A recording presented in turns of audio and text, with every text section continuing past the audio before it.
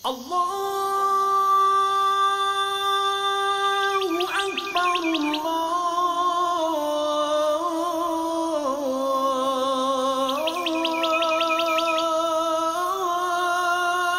Allahu Akbar.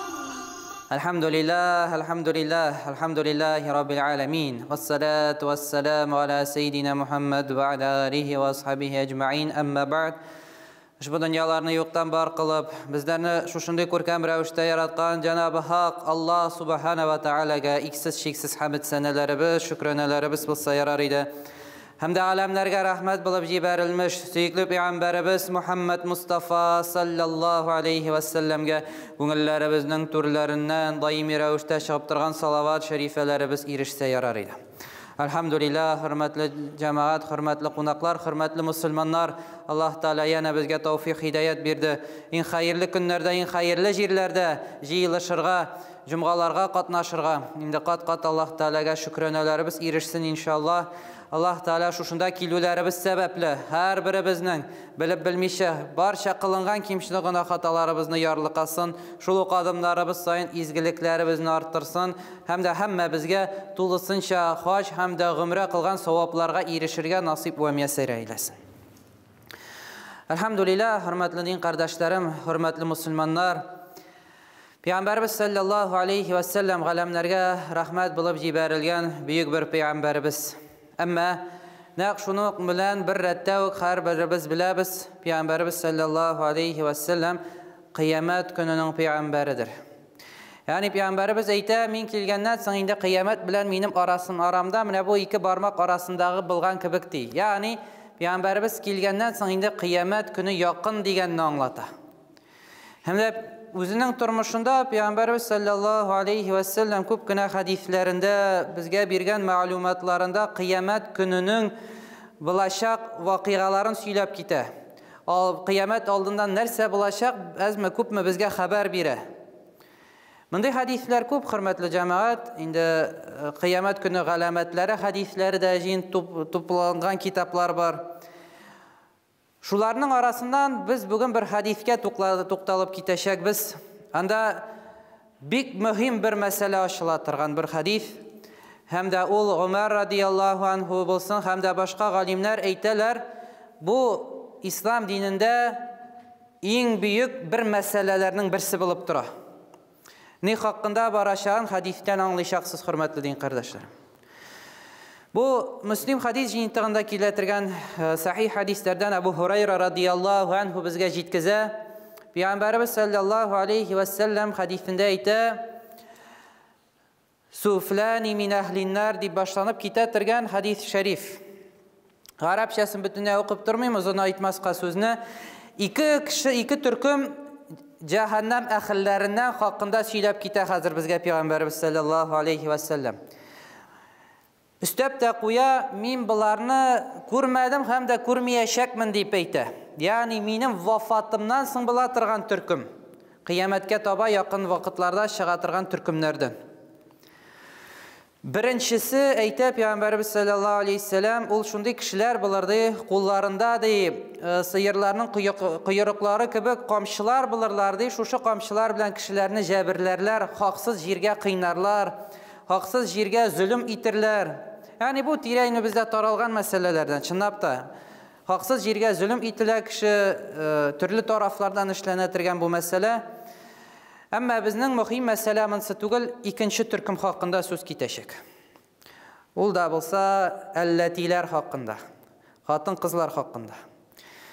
Xotin-qizlarga ko'proq qo'g'ilatirgan va'z bo'lsa da, alhamdulillah, har birimizning xotinlarimiz bor, qiz bolalarimiz bor, buni yetkiza olamiz.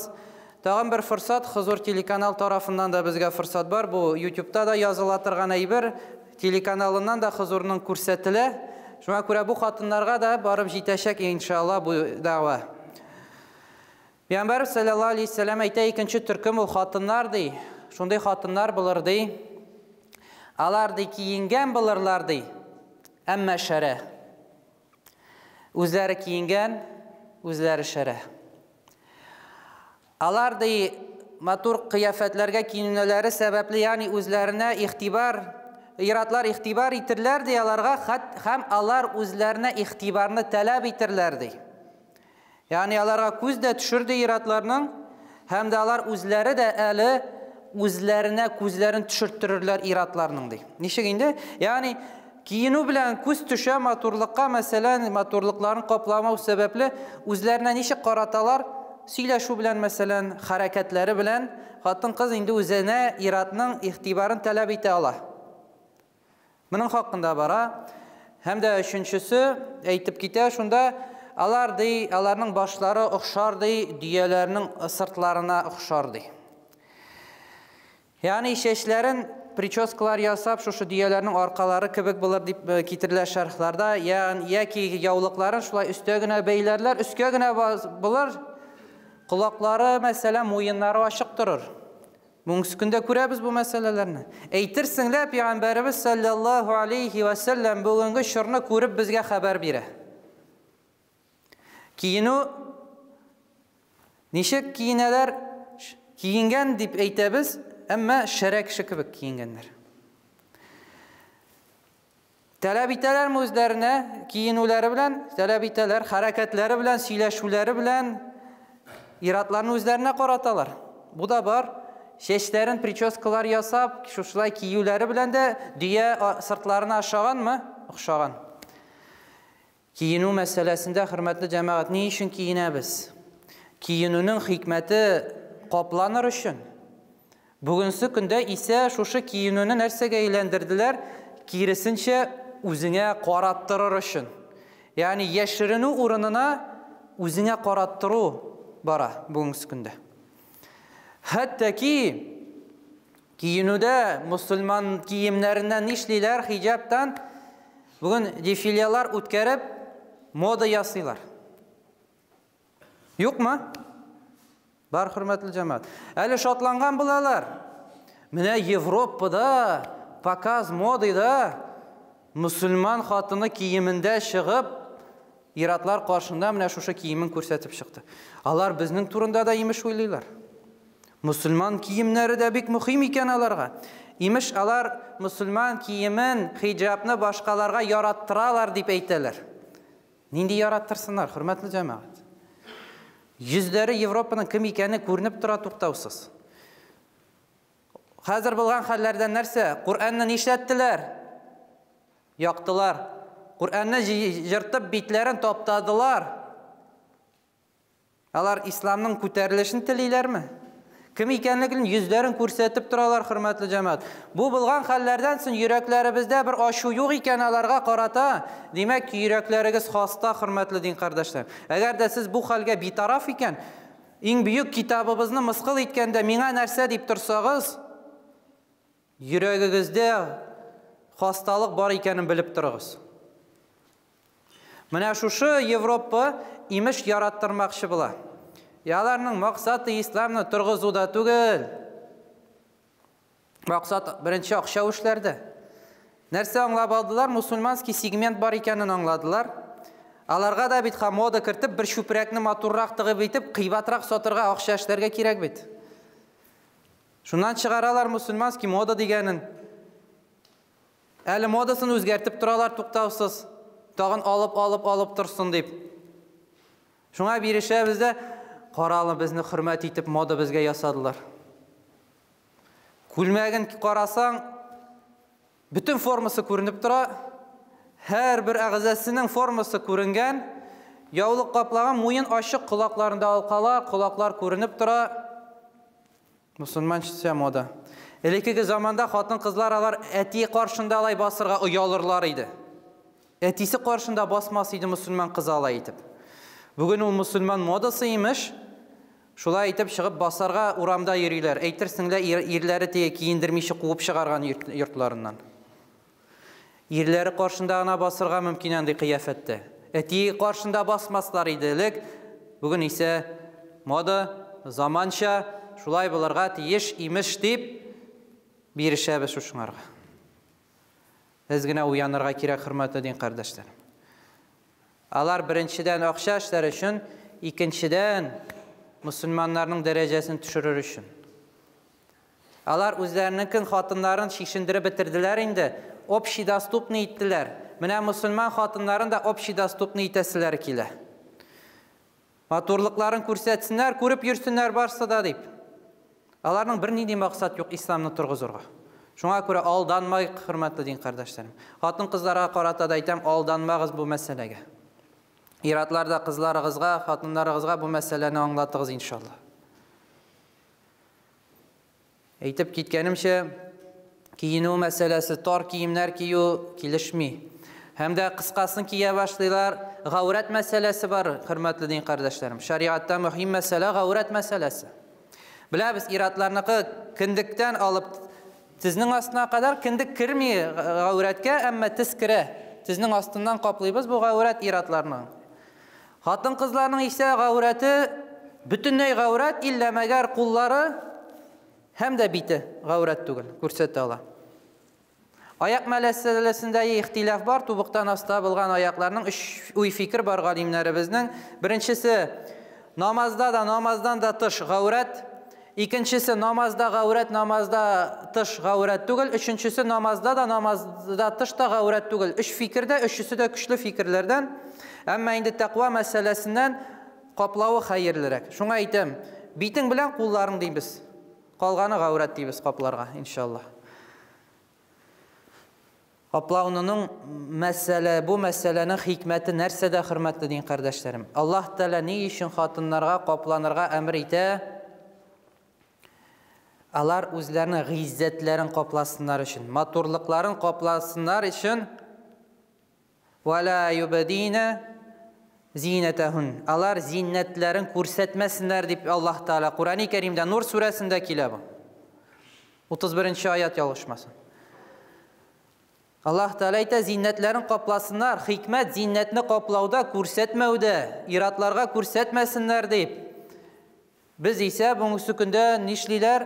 Хәтта ки хөрмәтле җәмәгать, хатын-кызның сөйләшүе дә гаурат булырга мөмкин.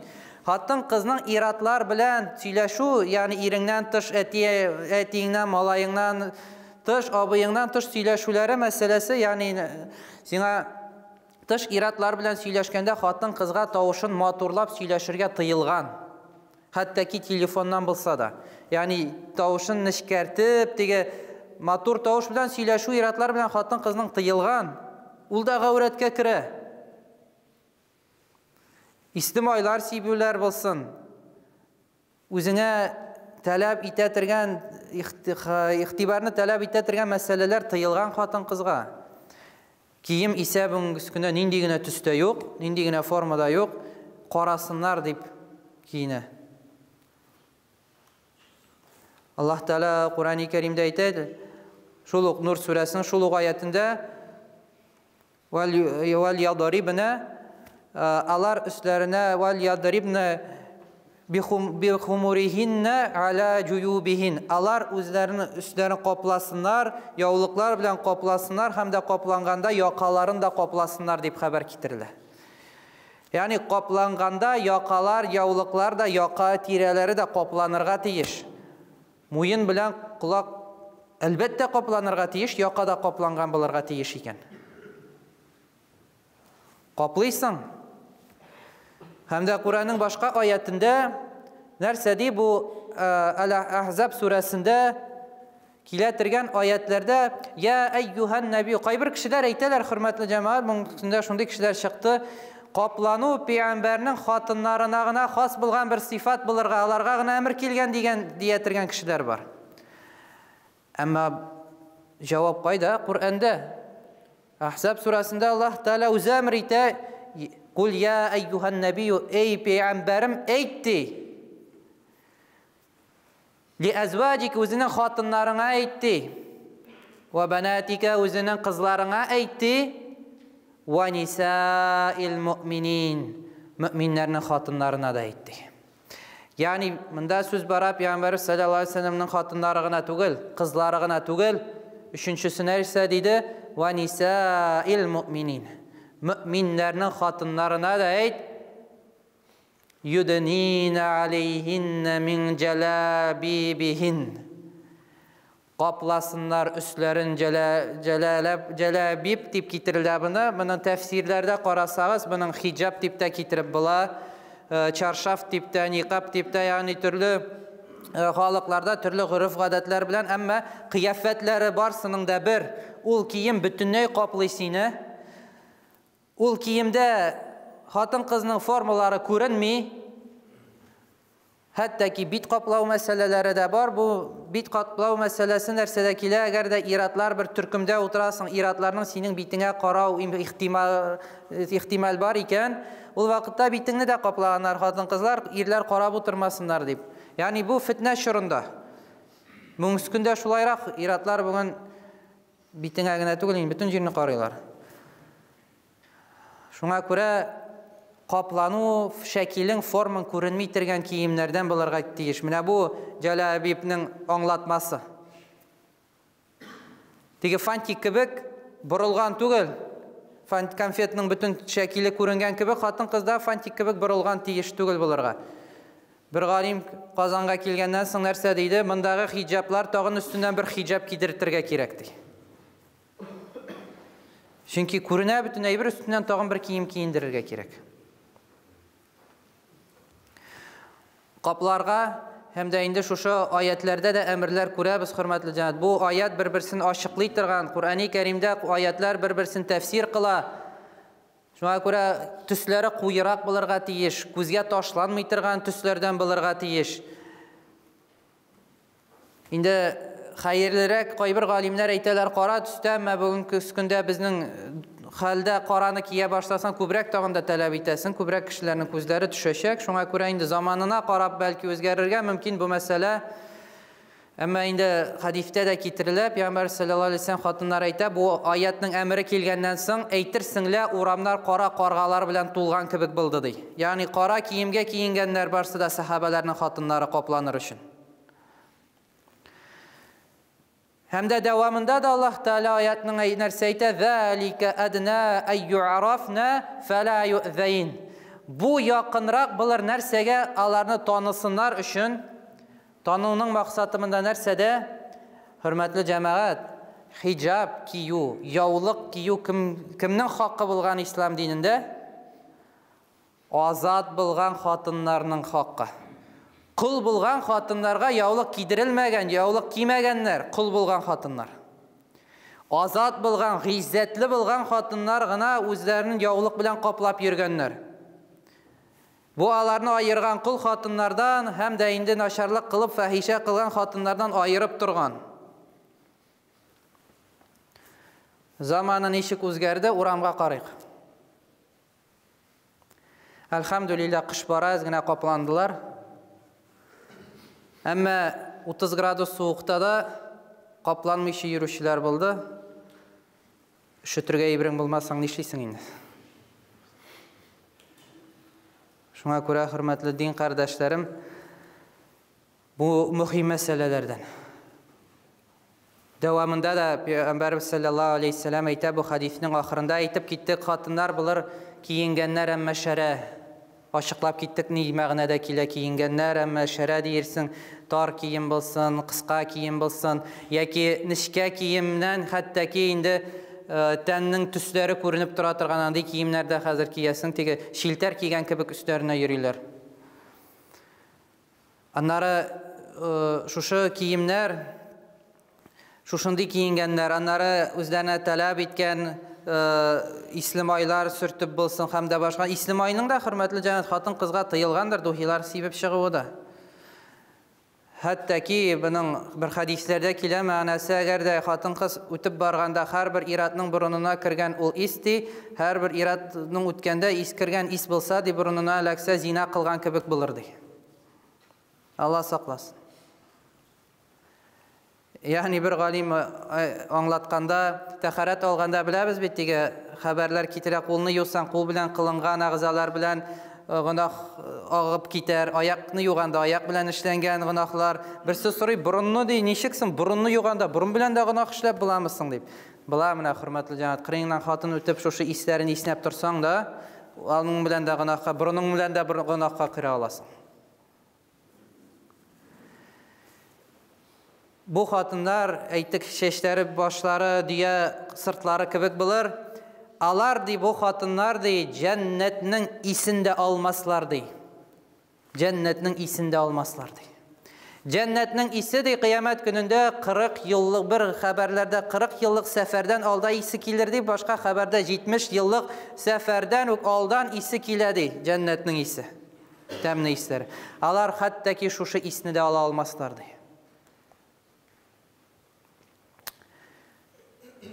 Başka rivayette iratlarga da elektire Peygamberimiz sallallahu aleyhi ve sellem. Nerse dey, kıyamet gününe taba şunday şurda bulardı, iratlardı, ulu utıraklarga uturıp dey, meşitlerge kilirlerdi. Karağız, eğitmeyim da, dinsiz bulgan iratlar turunda eğitmey, diskotekaga bargan, naşarlık, hamir işu yoluna bargan iratlar hakkında eğitmey, ulu utıraklarga uturup, meşitinin işig aldına kilirlerdi, meşitke kilirlerdi. Müslüman iratlar hakkında haber var. Meşitke kilirlerdi, emme hatınları nerse bulurdu, kiyingen, emme şere bulurlardı. Peygamber sallallahu aleyhi ve sellem iratlarga da elektire şuşunda. Demek ki biz hatınlarımız üstünde deşlerge tiyiş. Anlatırga tiyiş. Eğer mecburiyle almayız. Dinden mecbur nite bir emir işleti almayız.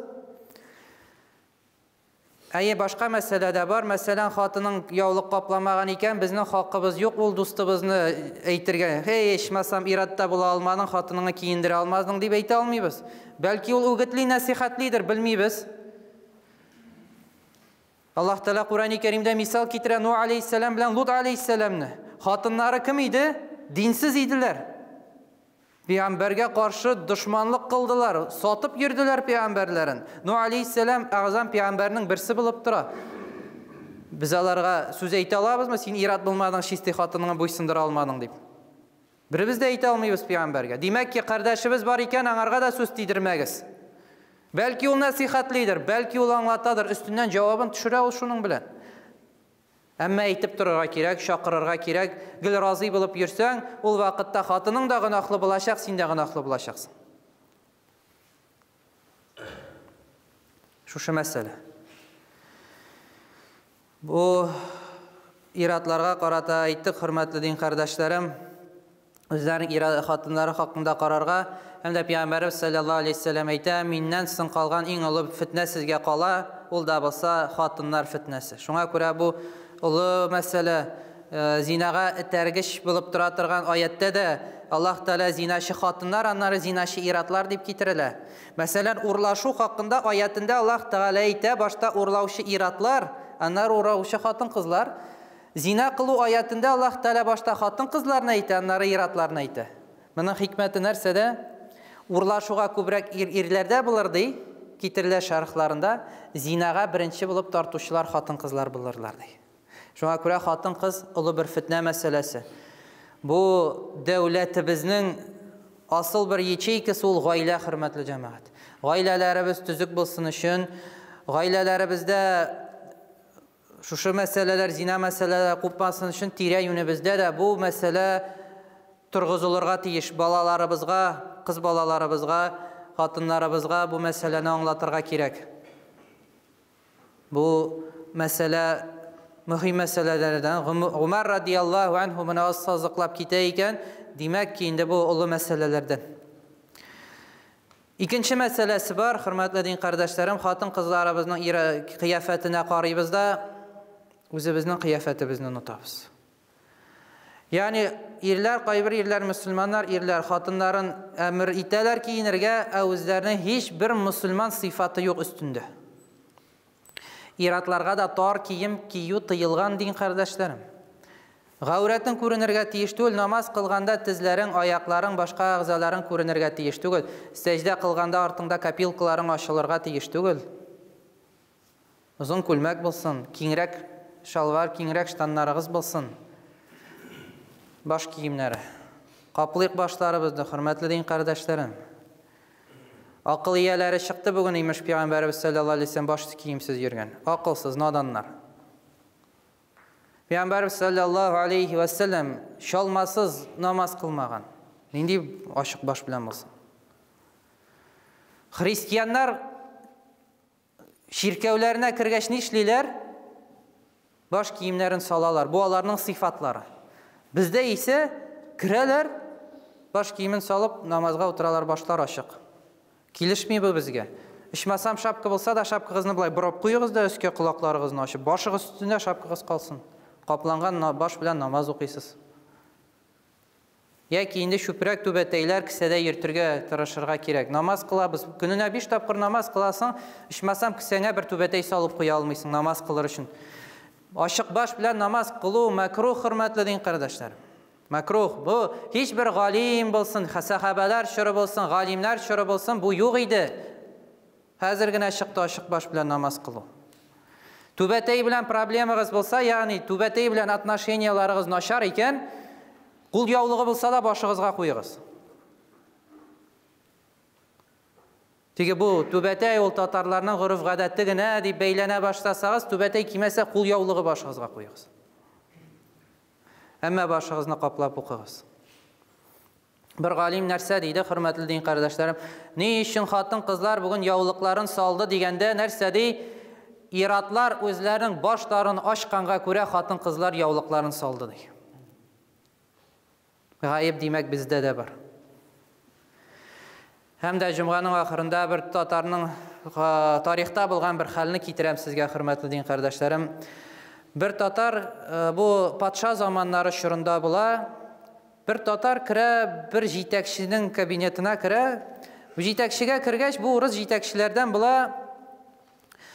Нәрсә ди, бездә ди, олыларга кергәч ди баш киемен салалар ди, түбәтәеңне сал ди. Бу татар җавабында нәрсә дип кайтара? Татарның иң әүвәл ди, җилкәсеннән башы төшәр ди, аннары гына түбәтәе салыныр ди.